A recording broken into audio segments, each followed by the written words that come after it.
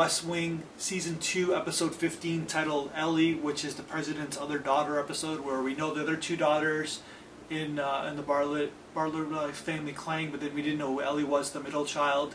And why we learn about her is because the Surgeon General, who is her godmother, basically tells in an interview that marijuana is probably more harmful than alcohol, and this is the Surgeon General of America saying this, and it caused a big uproar. And of course, Ellie backs her, and basically becomes another kind of like the extension of the other episode about drugs, about like how ridiculous this is. And of course, this is the fantasy government world. Of course, the Surgeon General would get fired right away for saying something like that, because people don't want to like think that something illegal is less violent than something legal. Of course not, of course.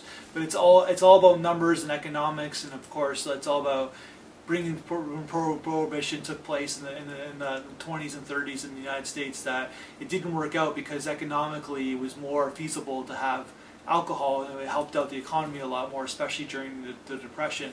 And that's what you have to do, just follow the money. And eventually, maybe not in my lifetime, probably in my lifetime, marijuana will be legalized statewide in the Western world, because that's what basically how ridiculous it is in so many ways. And maybe it will fuel the economy even more, who knows.